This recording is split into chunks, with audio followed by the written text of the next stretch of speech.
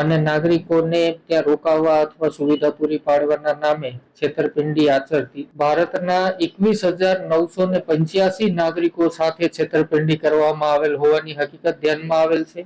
126 ખોટી ધાર્મિક વેબસાઇટ બનાવીને સાયબર ફ્રોડ, 21,985 નાગરિકો સાથે છેતરપિંડીનો ખુલાસો। ત્યારે બીટેક કરેલા આરોપીએ ઘરેથી જ આખી આ ગેંગ ચલાવી।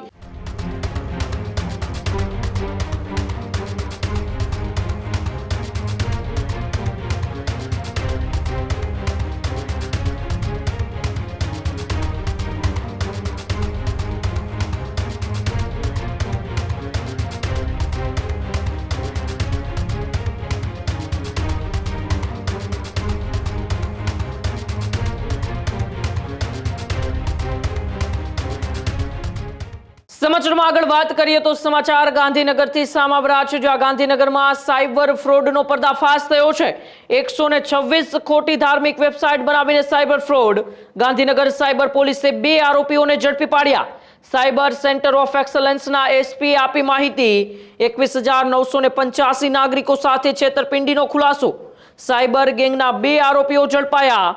ગુજરાતના ધાર્મિક સ્થળોના નામે 40 ફેક વેબસાઇટ બનાવી, સાળંગપુરના નામે 8 ખોટી વેબસાઇટ બનાવાઈ, તો સોમનાથ, દ્વારકા સહિતના નામે પણ ફેક સાઇટ 70 જેટલી સાયબર ફ્રોડ ફરિયાદો સામે આવી હતી। ત્યારે બીટેક કરેલા આરોપીએ ઘરેથી જ આખી આ ગેંગ ચલાવી। 8 મહિનાથી સાયબર ફ્રોડને અંજામ આપતા હતા આરોપીઓ। પોલીસથી બચવા વારંવાર ડોમેન બદલતા હતા, ફેક વેબસાઇટ બનાવવા એઆઈનો ઉપયોગ થયો।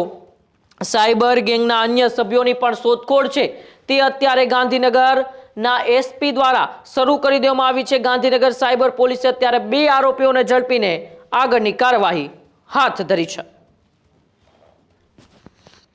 ગુજરાત સાયબર સેન્ટર ઓફ એક્સલન્સની ટીમના પીઆઈ સાર્થક સોની, જોટાણીયા, પીએસઆઈ નિખિલની ટીમ દ્વારા એક ખૂબ મોટું ડિટેક્શન કરવામાં આવેલું છે। હકીકત એવી છે કે ભારતના અલગ અલગ તમામ ધર્મ સ્થળોના ખોટી વેબસાઇટો બનાવી અને નાગરિકોને ત્યાં રોકાવા અથવા સુવિધા પૂરી પાડવાના નામે છેતરપિંડી આચરતી 126 વેબસાઇટ બનાવનાર ગેંગના મુખ્ય આરોપી કે જેણે વેબસાઇટ બનાવી છે અને એ પૈકીની વેબસાઇટો વાપરનાર આરોપી એમ 2ની ધરપકડ કરવામાં આવેલી છે। આ ગેંગ દ્વારા ગુજરાતની 41 વેબસાઇટો બનાવેલી સોમનાથ, દ્વારકા, ગિરનાર, પાલિતાણા, ભુજ, જુનાગઢ, પાટણ અને ગાંધીનગર, આંધ્રપ્રદેશના તિરુમાલા, વિશાખાપટ્ટનમ, તિરુપતિ, જમ્મુ કાશ્મીર કાતરા, કર્ણાટકની, મધ્યપ્રદેશ ઉજ્જૈન, મહારાષ્ટ્રમાં શિરડી, ઓશિવારા, શિગોન, તમિલનાડુનું શ્રીરંગમ, ઉત્તર પ્રદેશ વૃંદાવન, ઋષિકેશ, હરિદ્વાર અને કલકત્તાના ધાર્મિક સ્થળો। આમ આ ગેંગ દ્વારા ભારતના 21,985 નાગરિકો સાથે છેતરપિંડી કરવામાં આવેલ હોવાની હકીકત ધ્યાનમાં આવેલ છે। આ તમામ વેબસાઇટો બનાવનાર મુખ્ય માણસનું નામ છે વિકીકુમાર રામકુબેર ગુપ્તા, જે મૂળ દિલ્હીનો રહેવાસી છે અને એણે કમ્પ્યુટર સાયન્સમાં બીટેક એટલે કે એન્જિનિયરિંગની ડિગ્રી હાંસલ કરેલી છે અને આ વેબસાઇટો પૈકીની 12 વેબસાઇટોનો છેતરપિંડી માટે ઉપયોગ કરતો શૈલેષ સોની, જે ભરતપુર રાજસ્થાનનો રહેવાસી છે, તેની પણ ધરપકડ હાથ ધરવામાં આવેલી છે।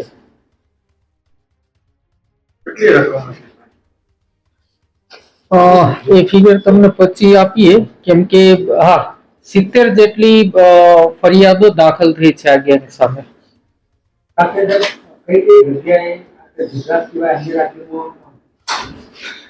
ગુજરાત સિવાય જેમ મેં આપને જણાવ્યું એમ જમ્મુ કાશ્મીર, કર્ણાટકા, મધ્યપ્રદેશ, મહારાષ્ટ્ર, ઓડિશા, તમિલનાડુ, ઉત્તર પ્રદેશ, ઉત્તરાખંડ, વેસ્ટ બંગાળ આટલા રાજ્યોની વેબસાઇટો બનાવેલી છે।